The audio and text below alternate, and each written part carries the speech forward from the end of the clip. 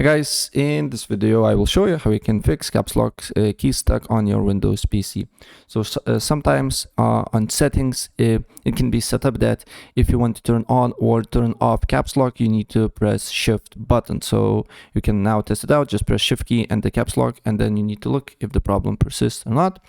And if you want to turn that off, this option, you just need to go to settings, then you need to go to time and language, then you need to go to typing, then you need to go to advanced keyboard settings, and the advanced keyboard settings, select input language hotkeys, and on this window here, go to advanced key settings and make sure that this option is not selected. Press the shift key to open, basically to turn off or turn on caps lock.